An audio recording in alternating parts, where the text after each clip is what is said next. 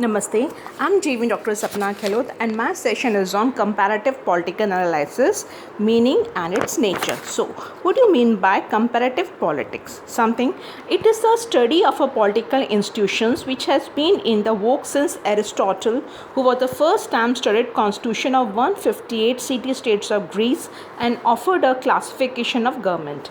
After Aristotle, several other thinkers also made a comparative study of political institutions. So, fundamental changes in the study of comparative politics took place in the post-Second World War period.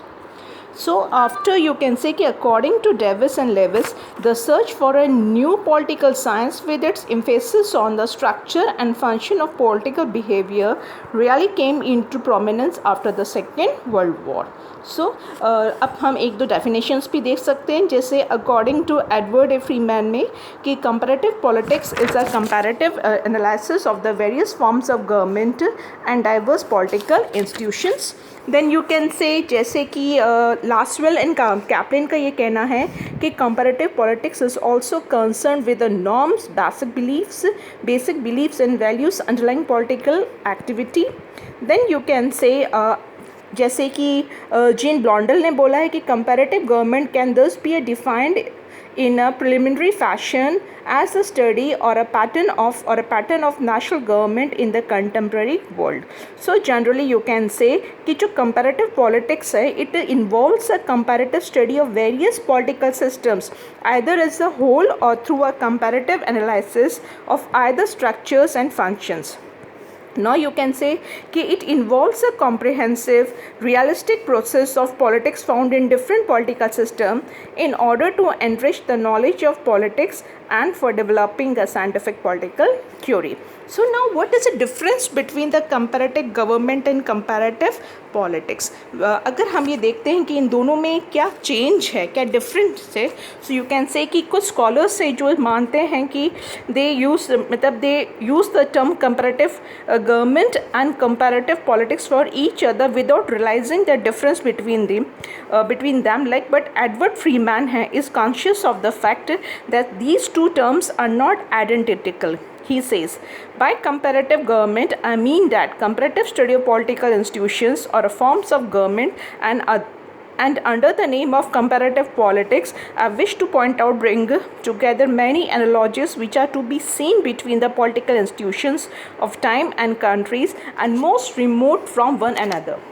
We are concerned with the essential likeness of institutions to peoples from seeing the essential likeness. So, अगर हम इनमें basic difference देखें कि yes, what is a comparative politics and comparative government, we can say like जैसे scope में थोड़ा सा हमें change मिलेगा, origin, values, nature of study, interdisciplinary approach and the study of country. जैसे for example, when it come to the scope, there is a difference between the comparative government and the comparative politics. The scope of comparative politics is much wider than the scope of the comparative government. Comparative government is concerned with the study of the formal institutions like the legislature, executive, judiciary and bureaucracy, while comparative politics make a study of the form as well as informal political institution as leadership, political socialization, you can say a resolution of political conflict, bargaining, decision, etc. Then it come to the origin. Then the comparative study of government has been in the wake since the times of Aristotle, who was the first time studied constitution of 158 city-states of Greece and offered a classification of government. While the term comparative politics is a recent origin and came into vogue after the Second World War. Then when it comes to the values, the scholars of comparative government have studied in the light of values, but the scholars of comparative politics give emphasis on the value-free study of their subject. Then it comes to the nature of study.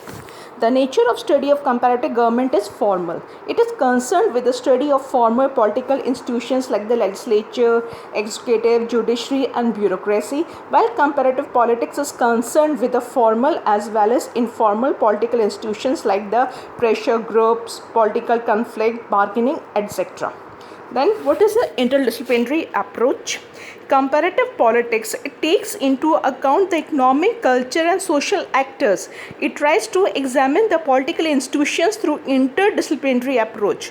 Whereas comparative government concerned only with the political activities and the political institutions. So this is the main difference between in this interdisciplinary approach. Then of the study of countries, that comparative government is mainly confined to the study of political institutions of Western democratic countries, while comparative politics concentrate on the study of all countries of the world. So you can say that कि दो है not same as it, वो एक से नहीं है, उनमें थोड़ा कुछ ना कुछ डिफरेंस है. Now there are the nature.